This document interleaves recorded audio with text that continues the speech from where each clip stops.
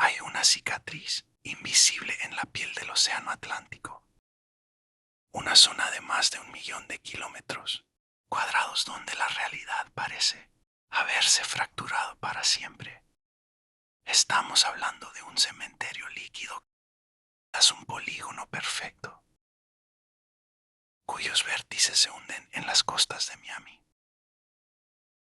el archipiélago de las Bermudas y la isla de Puerto Rico. Durante casi un siglo, este rincón del mundo ha sido el escenario de una obra de teatro, macabra y silenciosa, donde el acero se desvanece como si fuera ceniza, y los hombres se borran del mapa sin dejar siquiera una mancha de aceite sobre el oleaje furioso. Lo que van a presenciar hoy no es un simple documental, es una expedición hacia el epicentro del miedo colectivo, un vacío voraz que se traga barcos, aviones y sobre todo, la capacidad humana de comprender lo que nos rodea. En este video van a conocer la historia de los 5 bombarderos del vuelo 19,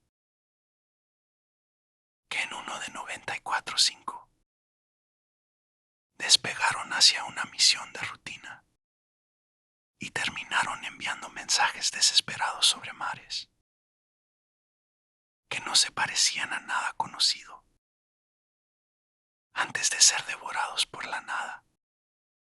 Vamos a hablar del USS Cyclops, un gigante de hierro con más de 300 almas a bordo que se esfumó en medio de un clima perfecto, dejando el gobierno de los Estados Unidos en un estado de desconcierto que dura hasta el día de hoy.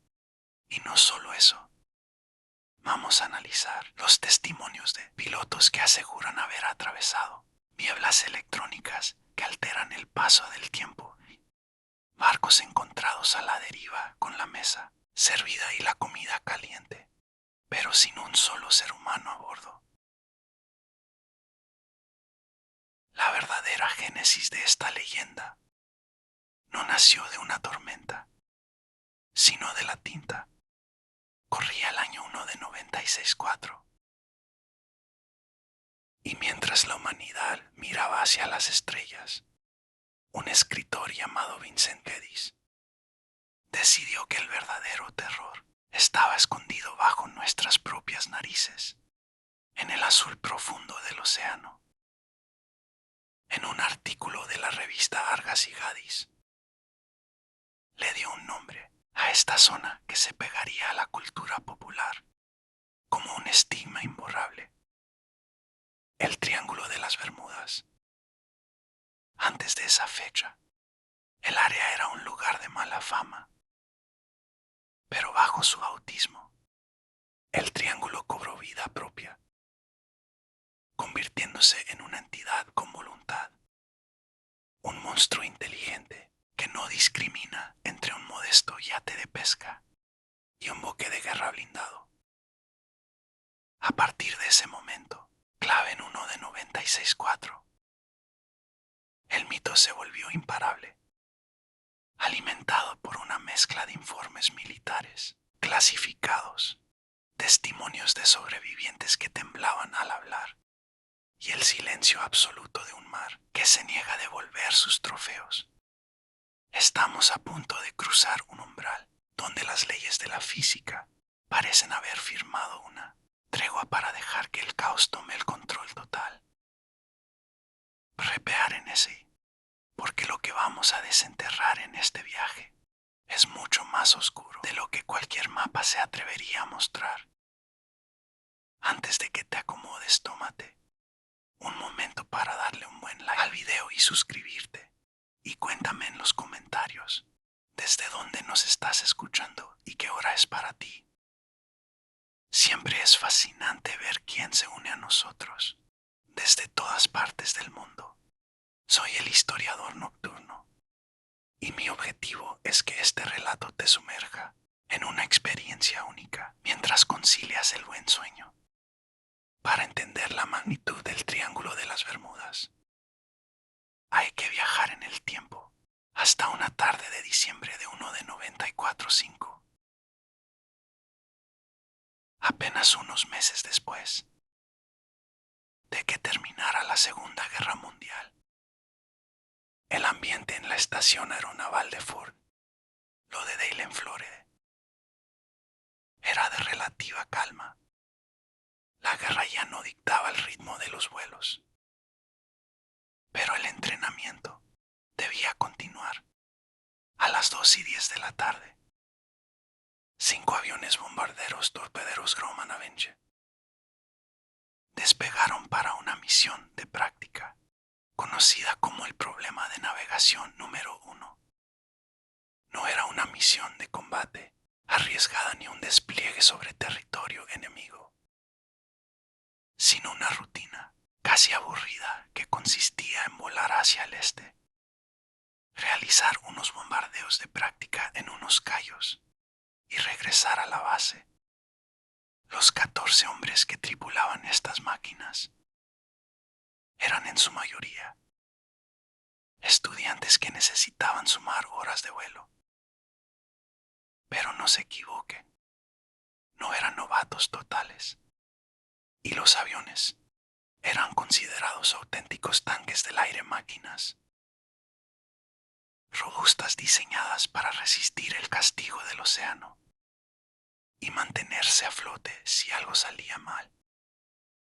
El día era, según los reportes meteorológicos iniciales, prácticamente ideal para volar con ese azul profundo del Caribe que invita a la confianza. Sin embargo, lo que comenzó como un ejercicio de manual se transformó en cuestión de 2 horas en una pesadilla que desafía cualquier lógica militar. A medida que el grupo se adentraba en el Atlántico, la comunicación empezó a degradarse de una forma extraña. No era simplemente estática por la distancia, sino que los mensajes que llegaban a la torre de control hablaban de una desorientación absoluta.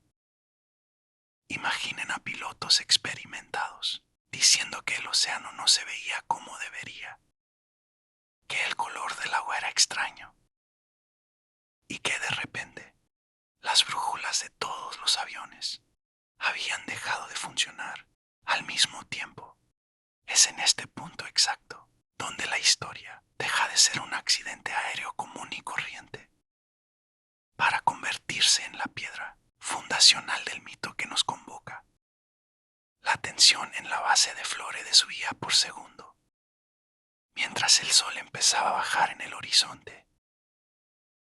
Los operadores de radio escuchaban con incredulidad como el líder de la formación, un instructor con miles de horas de experiencia, confesaba que no sabía dónde estaba el norte y que incluso las islas que veía debajo no le resultaban familiares, a pesar de haber volado sobre ellas infinidad de veces. El vuelo 19 no se estrelló por una falla mecánica visible, ni fue derribado por un enemigo. Simplemente se desvaneció en el aire mientras intentaba encontrar un camino de regreso que parecía haber desaparecido del mapa. Lo que ocurrió en esas horas finales, antes de que el combustible se agotara y el silencio se apoderara de la frecuencia de radio, es un relato de angustia pura que marcó el inicio de una era de preguntas sin respuesta. Aquella tarde de diciembre, la Marina de los Estados Unidos no solo perdió 5 aviones de guerra en perfectas condiciones, sino que le entregó al mundo el primer gran enigma de una zona que, desde ese instante, dejaría de ser un simple punto de paso para convertirse en el devorador de hombres más famosos de la historia. Para entender por qué una misión de rutina terminó en una de las desapariciones más famosas de la historia, es obligatorio poner bajo la lupa al hombre que sostenía los mandos de la formación principal. El teniente Charles Carl Taylor. No estamos hablando de un novato que recién aprendía a distinguir el horizonte del océano. Taylor era un instructor de vuelo veterano, con más de 2.500 horas de experiencia en el aire, gran parte de ellas acumuladas durante el fragor de la Segunda Guerra Mundial. Sin embargo, aquel 5 de diciembre de 1945, algo en el engranaje psicológico de este hombre no estaba funcionando con la precisión habitual. De hecho, antes de que el primer motor rugiera en la pista de Fort Lauderdale, Taylor se presentó ante sus superiores intentando, de manera casi desesperada, que alguien más tomara su lugar en la misión. No dio una razón médica clara. Simplemente alegó que no se sentía bien.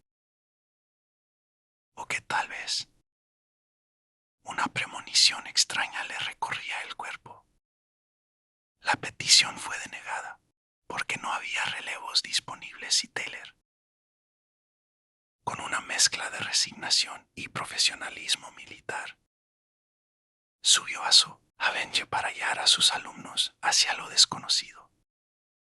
El estado mental de Taylor durante el vuelo se convirtió en el punto de inflexión que transformó un error de navegación en una sentencia de muerte colectiva. A medida que avanzaban sobre el Atlántico, los registros indican que el teniente comenzó a sufrir un fenómeno que los pilotos temen, más que a una tormenta: la desorientación espacial. Imaginen estar a cientos de metros sobre un mar que se vuelve un espejo infinito, donde el cielo y el agua se funden en un solo tono de gris azulado. Taylor empezó a insistir en que sus brújulas habían fallado, pero lo más grave es que se convenció de que estaba volando sobre los cayos de Florida, en el Golfo de México, cuando en realidad estaba exactamente al lado opuesto, en pleno océano Atlántico. Esta desconexión con la realidad geográfica lo llevó a tomar decisiones que hoy, con el diario de lunes, parecen suicidas, mientras sus alumnos, algunos de los cuales mantenían la calma y sugerían que el norte estaba en otra dirección, intentaban corregir el rumbo. La jerarquía militar se impuso. Taylor era el líder, y en la marina se sigue al líder aunque éste esté volando directamente hacia el vacío. Lo que hace que el perfil de Taylor sea tan fascinante y trágico a la vez es su obstinación bajo presión. En lugar de confiar en el sol, que estaba bajando por el oeste y le indicaba claramente dónde estaba la tierra firme, el teniente se hundió en una espiral de confusión mental, creyendo que el viento lo había arrastrado cientos de kilómetros fuera de curso hacia el sur. Su voz en la radio, que al principio era firme y autoritaria, empezó a teñirse de un nerviosismo eléctrico que se contagiaba al resto de la formación. No era el comportamiento de un hombre que ha perdido el control del avión, sino el de un hombre que ha perdido el control de su propia ubicación en el universo esa tarde. El estado mental de Charles Taylor fue el imán que arrastró a 14 hombres hacia el corazón del Triángulo de las Bermudas, demostrando que a veces el factor humano y un simple mal día pueden ser mucho más peligrosos que cualquier anomalía magnética por tal dimension. Si hay algo que hiela la sangre en la historia del vuelo 19, no es la desaparición en sí, sino el rastro de voces que quedaron flotando en el aire grabadas por las estaciones costeras que escuchaban impotentes, como 14 hombres se perdían en un laberinto invisible. El reloj marcaba las 3:40 de la tarde, cuando la primera grieta apareció en la normalidad del entrenamiento. Un instructor de vuelo en otra formación escuchó una transmisión que no debería existir. Una voz nerviosa, identificada como uno de los alumnos de Taylor, preguntando a sus compañeros por sus brújulas.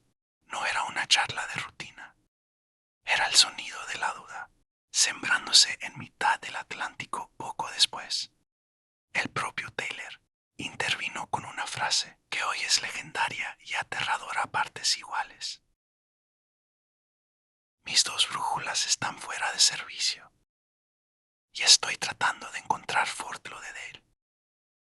Pero estoy sobre tierra firme. Estoy seguro de que estoy en los Cayos, pero no sé a qué altura. Aquí es donde el análisis, minuto a minuto, se vuelve una crónica de la desesperación. A las 4 de la tarde, la desorientación ya era total. Taylor, convencido de que estaba en el Golfo de México, ordenó a su formación girar hacia el noreste, pensando que así llegaría a la península de Florida. En realidad, cada kilómetro que volaban hacia el noreste los alejaba más de la costa y los escupía hacia el corazón abierto del océano. Las transcripciones revelan un conflicto silencioso pero feroz. Dentro de las cabinas se escucha a los alumnos murmurar entre ellos, cuestionando las órdenes del líder. Uno de ellos, con una claridad que Taylor ya había perdido, llegó a decir por radio: si voláramos hacia el oeste, llegaríamos a casa. Pero la disciplina militar pudo más que el instinto de supervivencia, y los 5 aviones siguieron al día hacia el vacío. A medida que caía la tarde y el clima empezaba a empeorar con ráfagas de viento y nubes bajas, las señales de radio se volvieron intermitentes, como si algo estuviera devorando las ondas electromagnéticas. A las 5:15, la voz de Taylor volvió a filtrarse entre la estática, dictando órdenes contradictorias: girar al este, luego al oeste, luego otra vez al noreste. La lógica se había evaporado. Para las 6 de la tarde, la situación pasó de la confusión al pánico frío. Los operadores en tierra captaron fragmentos de frases donde los pilotos hablaban de que el agua se veía blanca. Una descripción que ha alimentado teorías de todo tipo durante décadas. La última transmisión coherente que se logró en Yellel situaba al grupo ya muy lejos, donde el combustible empezaba a ser un suspiro en los tanques. El cierre de este registro radial es quizás lo más triste de toda la bitácora. Cerca de las 7 de la tarde, cuando la oscuridad ya era total sobre el mar, se escuchó a Taylor dar la instrucción final: cuando el primer avión baje de los 10 galones de combustible, bajaremos todos juntos. Esa fue la última voluntad de un líder que, atrapado en una burbuja de confusión mental, prefirió que sus hombres murieran como una unidad, antes que permitir que se dispersaran en la oscuridad. Las estaciones de radio siguieron llamando durante horas, lanzando mensajes al vacío de una noche que no devolvió nada más que el siseo de la estática. Aquellas voces, capturadas en cintas de magnetófono y transcripciones amarillentas, son el único testamento de cómo 5 máquinas de guerra perfectas se convirtieron en fantasmas antes incluso de tocar el agua. Si la desaparición de 5 aviones de guerra en una tarde despejada ya era suficiente para encenderlas alarmas de todo el país, lo que ocurrió apenas unos minutos después de que se perdiera el rastro del vuelo 19 elevó el misterio a una categoría de terror puro. La Marina de los Estados Unidos, en un acto de reflejo, desesperado por salvar a sus 14 hombres, desplegó una de las operaciones de búsqueda y rescate más masivas de la época. Entre las unidades enviadas al corazón de la oscuridad se encontraban 2 hidroaviones Martin PBM Merane, gigantescas naves diseñadas específicamente para misiones de salvamento en alta mar. Eran literalmente botes voladores capaces de aterrizar en el oleaje más violento para recoger náufragos. Sin embargo, uno de estos ángeles de metal, el vuelo número 49, estaba a punto de convertirse en el segundo acto de una tragedia que nadie alcanzaba a comprender. El Martin Merane despegó a las 7:30 de la tarde, justo cuando la noche se tragaba las últimas señales de radio de Taylor y sus alumnos. Su misión era patrullar el área donde se creía que los aviones se habían quedado sin combustible, pero la ironía del destino, o quizás la maldición de la zona, quiso que este rescatista nunca llegara a ver una sola mancha de aceite en el agua. Apenas 20 minutos después de estar en el aire, el Merane simplemente se borró de la faz de la tierra. No hubo llamadas de auxilio, no hubo reportes de mal tiempo, ni brújulas locas. Un barco mercante que navegaba por la zona, y el SS Ames Mills, informó haber visto una ola de fuego colosal rasgando el cielo nocturno, seguida de una explosión que iluminó el océano por unos breves y espantosos segundos. Cuando los barcos llegaron al punto exacto de la supuesta caída, no encontraron nada, ni un pedazo de fuselaje, ni un chaleco salvavidas, ni un solo rastro de los 13 tripulantes que iban a bordo. Aquí es donde el relato se nutre de una realidad técnica bastante cruda, pero fascinante. El Martin Merane tenía un apodo poco glamoroso entre sus propios pilotos. Lo llamaban el tanque de gasolina volador.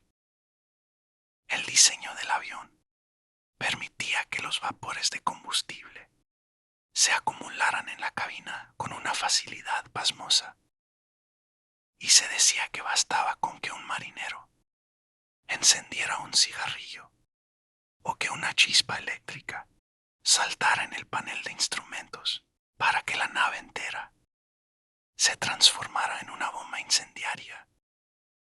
La versión oficial de la Marina se inclinó rápidamente por esta explicación. Una explosión accidental en pleno vuelo debido a una fuga de gas. Pero para el público de uno de 94.5 y para los amantes del misterio que vinieron después, la coincidencia era demasiado perfecta para ser ignorada.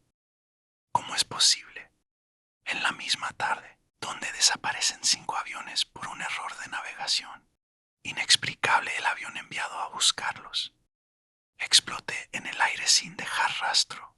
Esa misma noche, la cuenta de desaparecidos subió de 14 a 27 hombres, y el Triángulo de las Bermudas se cobró su primera gran victoria contra los esfuerzos humanos de rescate. La imagen de ese gigante de hierro, estallando en el silencio de la noche, se convirtió en el recordatorio más violento de que en esta región buscar respuestas a veces solo conduce a multiplicar las preguntas. Lo que debía ser una misión heroica de salvamento terminó siendo el último clavo en el ataúd de la lógica militar. las familias de los marineros con un vacío que ni las investigaciones oficiales ni el paso de las décadas han logrado llenar.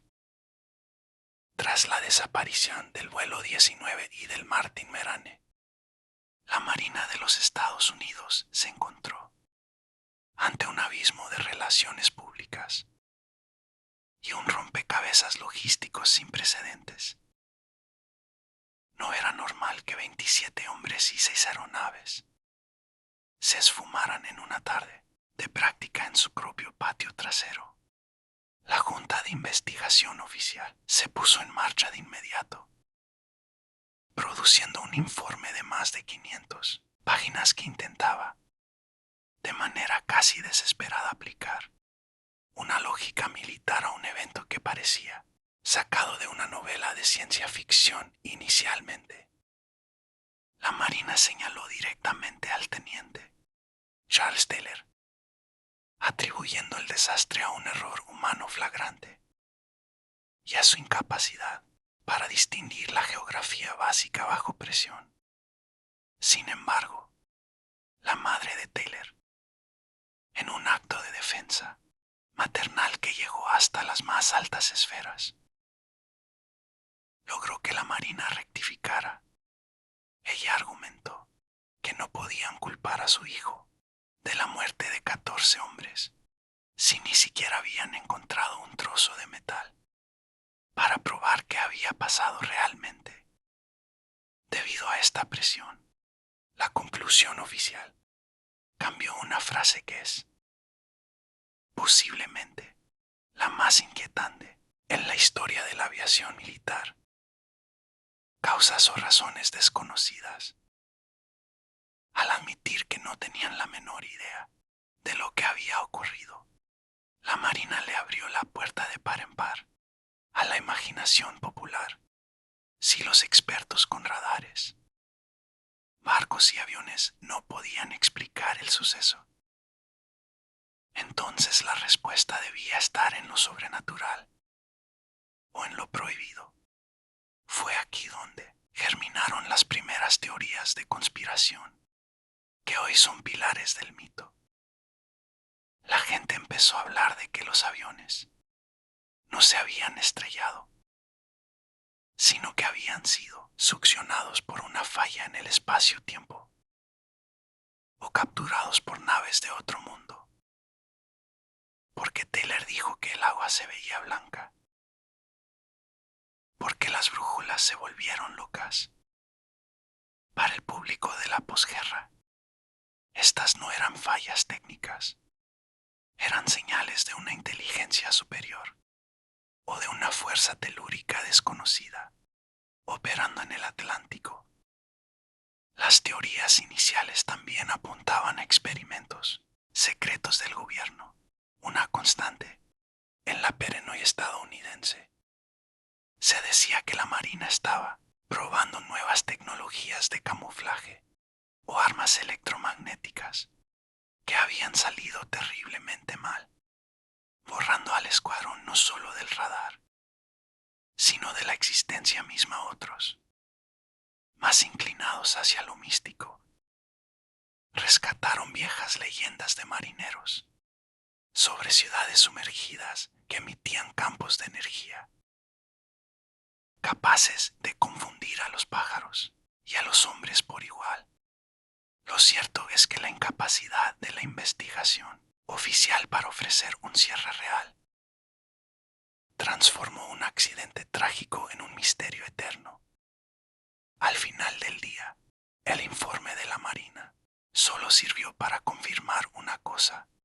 En el Triángulo de las Bermudas, la verdad es un objeto tan difícil de encontrar como los restos de los propios aviones en el fondo del océano.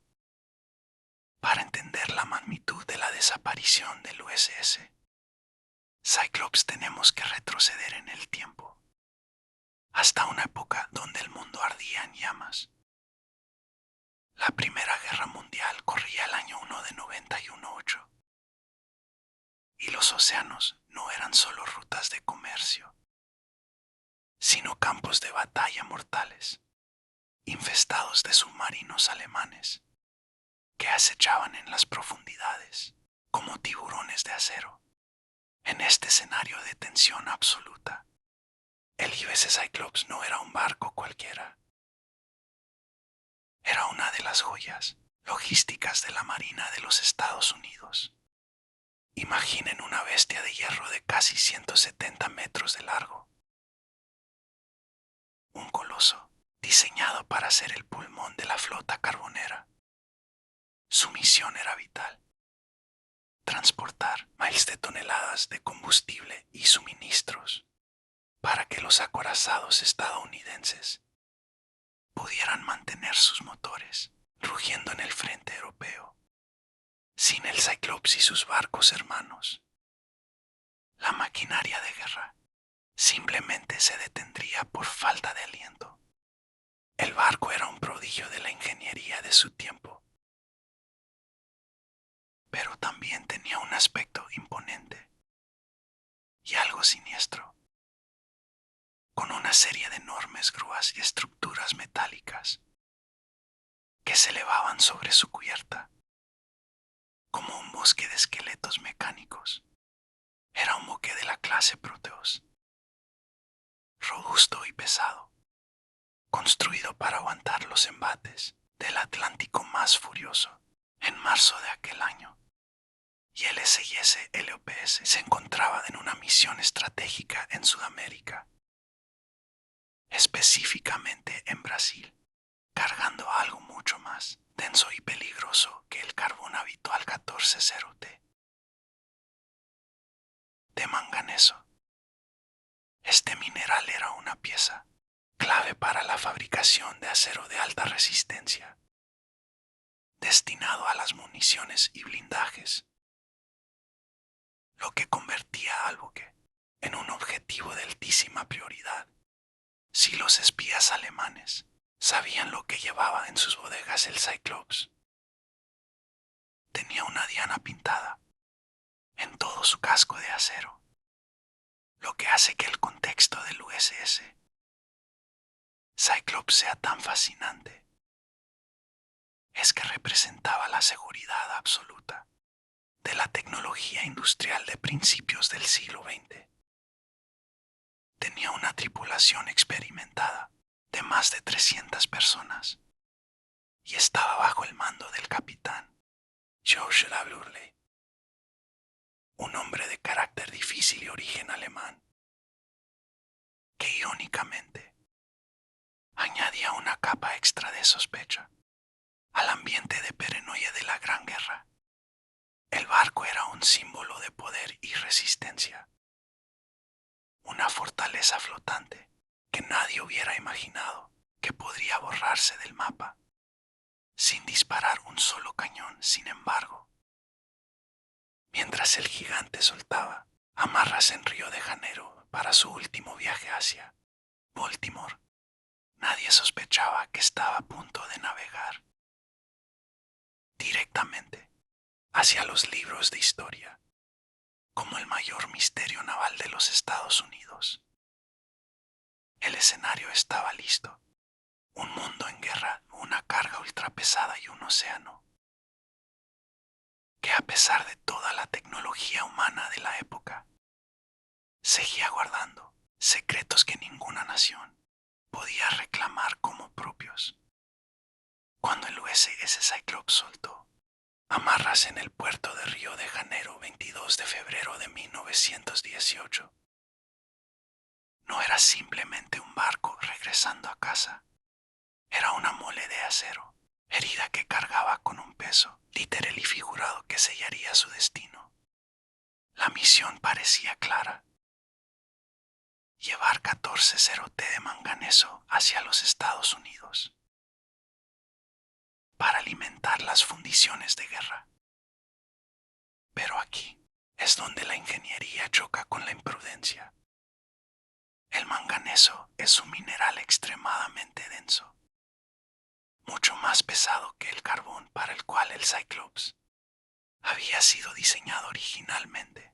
Al llenar sus bodegas con este material, el barco no solo estaba al límite de su capacidad, sino que su centro de gravedad se había alterado de una forma peligrosa. El gigante navegaba mucho más hundido en el agua de lo que cualquier manual de seguridad naval permitiría, exponiendo su estructura a tensiones para las que no estaba preparado. A este problema de sobrepeso se le sumaba un detalle técnico que hoy suena a negligencia criminal. Uno de los dos motores principales del buque estaba fuera de servicio debido a una grieta en el cilindro. El Cyclops, un coloso de 170 metros,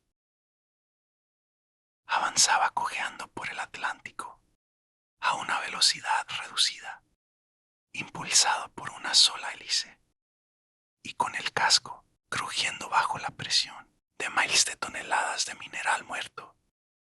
Piensen en la escena: un barco sobrecargado hasta los dientes, con la mitad de su potencia motriz perdida y una tripulación que empezaba a notar que la nave no respondía a los giros del timón con la agilidad de antes. Era una trampa de metal, esperando el menor pretexto de la naturaleza para rendirse. La ruta hacia el norte hizo una parada no programada en Barbados 3 de marzo. Y fue allí donde los testigos vieron al Cyclops por última vez. Los oficiales británicos en la isla notaron algo alarmante. El barco estaba tan cargado que la línea de flotación era casi inexistente. Las olas bañaban la cubierta con una facilidad pasmosa. Incluso en aguas tranquilas, el capitán Worley, un personaje que merece un capítulo aparte por su excentricidad y su mando de hierro, ignoró todas las advertencias y ordenó seguir hacia Baltimore. Lo que siguió fue un desvío hacia el corazón de lo que hoy llamamos el Triángulo de las Bermudas. El Cyclops abandonó la seguridad de la costa para adentrarse en las corrientes profundas, llevando consigo no solo el manganeso, sino una debilidad estructural que convertía cualquier marejada en una amenaza de muerte en ese tramo final. El sobrepeso no era solo una cifra en un manifiesto de carga, era el ancla invisible que estaba arrastrando al gigante hacia un abismo del que nunca saldría para contar su versión de la historia. 4 de marzo de 1918, el USS Cyclops se alejó de las costas de Barbados y se fundió con el horizonte del Atlántico, cargando no solo con su tonelaje mortal de manganeso, sino con 306 personas a bordo. Entre la tripulación y los pasajeros se encontraban marineros experimentados, personal militar, incluso el cónsul de los Estados Unidos en Río de Janeiro, el Fregoschalk, lo que hace que este caso sea el pilar de las pesadillas navales. No es solo que el barco se haya perdido, sino la forma absoluta y quirúrgica en que ocurrió en una era donde la telegrafía sin hilos ya era una realidad, y el Cyclops contaba con un equipo de radio potente. Para la época, el silencio fue total. No hubo un mayday. No hubo señales de bengalas en la noche, ni un solo operador de radio en toda la costa este o en las islas cercanas captó un mensaje de auxilio que indicara que el gigante de hierro estaba en problemas. Pasaron los días, luego las semanas, y el muelle de Baltimore, donde el buque debía atracar 13 de marzo, se quedó vacío. La Marina de los Estados Unidos, en medio de la paranoia de la Gran Guerra, lanzó una operación de búsqueda que cubrió miles de millas náuticas rastreando cada rincón de la ruta que el Cyclops debería haber seguido. Los barcos de rescate buscaron obsesivamente lo que el océano siempre devuelve tras un naufragio: manchas de aceite, botes salvavidas vacíos, trozos de madera o, en el peor de los casos, los cuerpos de los marineros flotando con sus chalecos. Pero el Atlántico se mostró extrañamente limpio, como si una mano gigante hubiera bajado del cielo y simplemente hubiera levantado al barco con sus 306 almas para sacarlas de este plano de la existencia. Ni un solo rastro de escombros fue hallado jamás.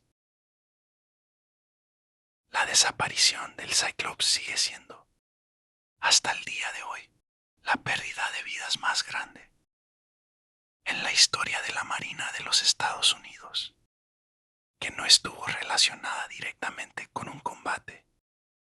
Es una cifra que marea. Más de 300 personas borradas de la faz de la Tierra en un instante. El misterio se vuelve más denso cuando consideramos que el área por la que navegaba, aunque propensa a tormentas repentinas, no registró ningún clima extremo reportado por otros barcos en esa fecha específica. La ausencia de una señal de socorro sugiere que lo que sea que le ocurrió al Cyclops fue tan repentino y violento que ni siquiera le dio tiempo al operador de radio para poner la mano sobre el transmisor. El gigante simplemente dejó de ser, transformándose en una tumba de acero que descansa en algún lugar del abismo, guardando el secreto de por qué 306 vidas se apagaron sin emitir un solo grito electrónico hacia el mundo que los esperaba en tierra firme cuando el USS Cyclops nos llegó a puerto y el silencio se volvió ensordecedor.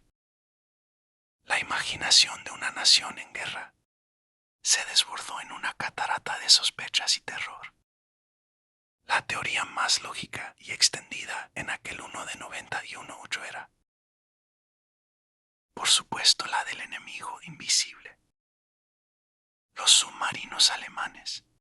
Se especulaba que un U-Boat había interceptado al gigante de hierro en las cercanías de las Bermudas y lo había enviado al fondo con un solo torpedo certero.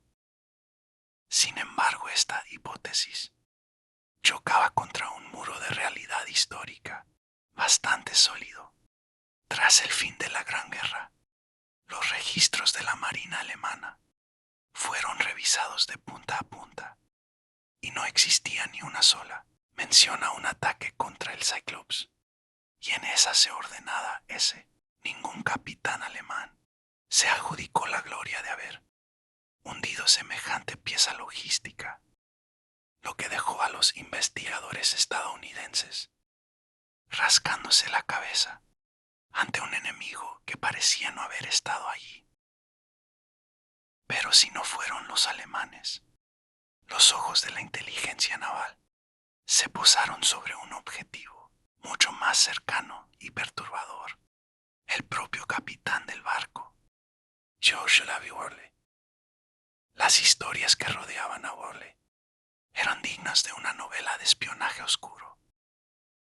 Nacido en Alemania bajo el nombre de Johann Friedrich Wichmann, el capitán era conocido por su temperamento errático, su costumbre de caminar por la cubierta usando solo ropa interior y sombrero de copa y un sadismo hacia su tripulación que rozaba lo criminal. Se decía que Worley era un simpatizante germano camuflado y que en un acto de traición sin precedentes podría haber entregado el barco y su valiosa carga de manganeso a la flota del Kaiser, o peor aún, que su tiranía había provocado un motín sangriento en alta mar, donde los marineros, hartos de sus abusos, terminaron por hundir la nave junto con todos a bordo para no enfrentar la corte marcial. a falta de restos metálicos o confesiones de guerra. El vacío informativo fue llenado rápidamente por lo inexplicable. Fue en este momento cuando el Triángulo de las Bermudas empezó a susurrar sus primeras leyendas de fuerzas sobrenaturales.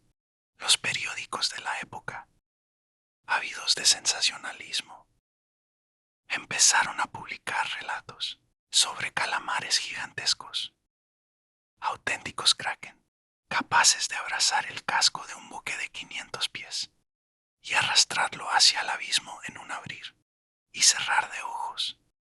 Otros hablaban de una zona de silencio, donde las leyes magnéticas se anulaban. Una idea que se alimentaba del hecho de que nadie escuchó una sola señal de radio. Entre el espionaje, la locura de un capitán y los monstruos de las profundidades, la desaparición del Cyclops dejó de ser un simple accidente naval para convertirse en un mito viviente. Un rompecabezas donde cada pieza nueva solo servía para hacer el cuadro general mucho más aterrador y confuso. Si la historia de los Cyclops fuera un evento aislado, podríamos intentar dormir tranquilos, atribuyéndolo a una mala jugada del destino.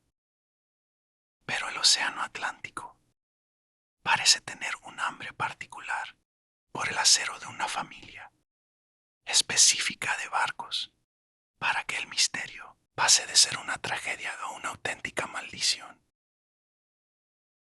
Hay que fijarse en lo que ocurrió décadas después, con sus buques hermanos, el USS Proteus y el USS Nereus. Ambos barcos eran gemelos casi idénticos del Cyclops,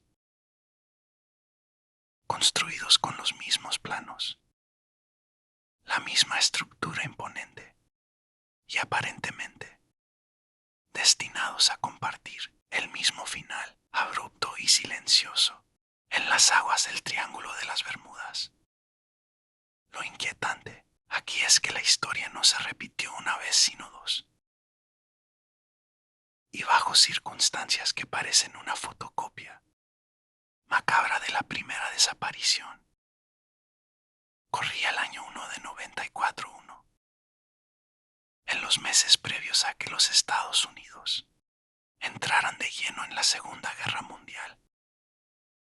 El USS Proteus, que para entonces ya no pertenecía a la Marina, sino que operaba como un buque mercante para una compañía de aluminio, zarpó de las Islas Vírgenes con una carga pesada de bauxita. Al igual que el Cyclops del Proteus, se adentró en el corredor marítimo de las Bermudas y simplemente dejó de existir. Ni un solo mensaje de radio, ni un pedazo de madera flotando, ni una mancha de combustible. 58 hombres se esfumaron junto con miles de toneladas de mineral, pero la verdadera estocada al sentido común llegó apenas un mes después, cuando el USS Nereus, el tercer hermano de la misma clase, desapareció siguiendo exactamente la misma ruta y llevando la misma carga. El patrón era tan perfecto que resultaba obsceno. 3 barcos gigantes, de la misma familia, perdidos en la misma zona sin dejar rastro.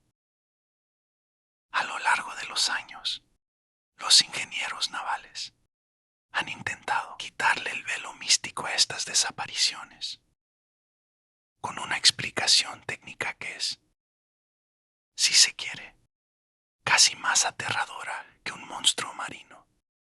Se teoriza que los barcos de la clase Proteus tenían un defecto de fabricación fatal. Sus vigas longitudinales eran propensas a una corrosión interna acelerada, especialmente cuando transportaban minerales ácidos como el manganeso o la bauxita. teoría sugiere que bajo el peso excesivo y el embate de una ola un poco o más fuerte de lo normal, el espinazo de hierro de estos gigantes simplemente se quebraba en dos como un palillo de dientes.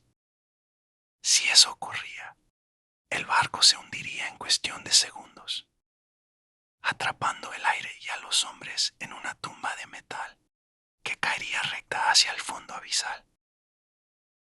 Sin embargo, para los entusiastas de lo inexplicable, la coincidencia de que los tres hermanos terminaran sus días en el mismo cementerio geográfico es demasiado grande para ser ignorada. El Proteus y el Nereus no solo confirmaron que el Cyclops no fue un error estadístico, sino que cimentaron la idea de que existe un tramo del océano que no perdona las debilidades humanas ni los errores de cálculo.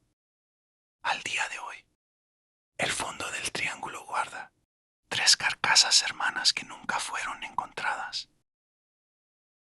A veces, el diseño del hombre es un juguete de papel frente a las fuerzas que operan en el silencio de las profundidades. Si hay una imagen que define el terror gótico en alta mar, es la de un barco navegando a toda vela, con las mesas puestas para el almuerzo, pero sin un solo ser humano a bordo que pueda sostener un tenedor. Este es el caso del Keraladurin, una majestuosa goleta de 5 mástiles que, en enero de 92.1, se convirtió en el buque fantasma por excelencia del Triángulo de las Bermudas. La nave fue avistada, encallada en los peligrosos bancos de arena de Diamond Shoals frente a la costa de Carolina del Norte, una zona conocida apropiadamente como el cementerio del Atlántico. Cuando los guardacostas lograron finalmente abordar el barco tras varios días de tormenta, lo que encontraron no fue un naufragio común, sino una escena que parecía congelada en el tiempo por una fuerza invisible.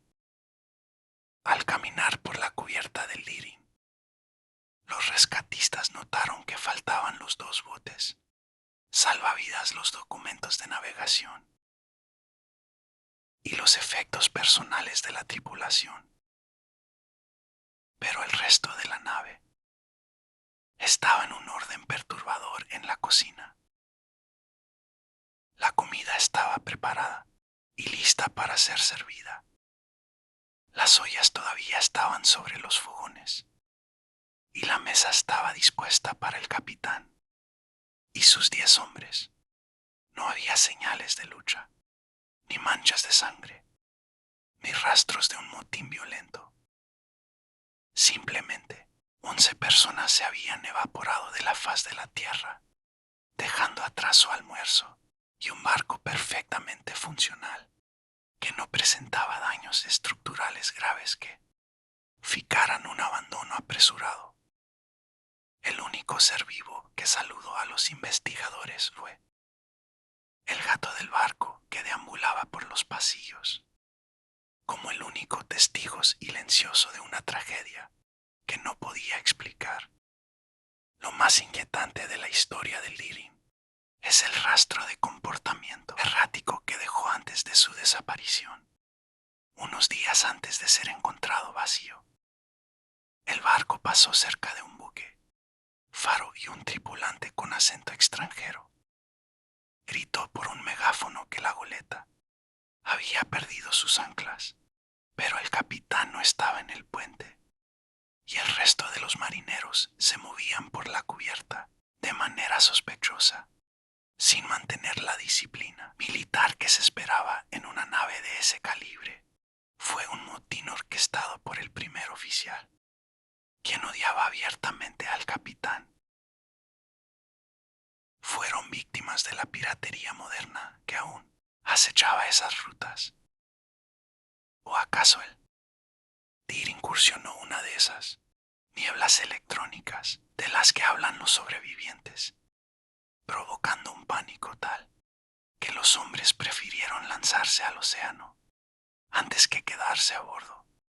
La investigación del FBI sobre el caso del Carola Deering fue una de las más extensas de la época, involucrando a 5 departamentos del gobierno estadounidense, pero todas las pistas terminaron en un callejón sin salida. Se barajaron teorías que iban desde la captura por parte de comunistas rusos hasta la interferencia de fuerzas magnéticas que volvieron locos a los tripulantes. Al final, el gobierno cerró el caso sin una respuesta oficial, dejando que la goleta fuera dinamitada para no estorbar la navegación. Hoy el Deering permanece en la memoria colectiva como el recordatorio de que, en el triángulo, no siempre se necesita una tormenta para perderse. A veces basta con estar en el lugar equivocado para que la realidad se desgarre y te arrebate de tu propia vida, dejando solo una mesa servida como testimonio de que alguna vez estuviste allí. Si el caso del Carola Deering nos dejó una mesa servida y un vacío escalofriante, la historia de Ellen Austin eleva la apuesta hacia lo que muchos consideran un bucle de terror puro en medio del océano.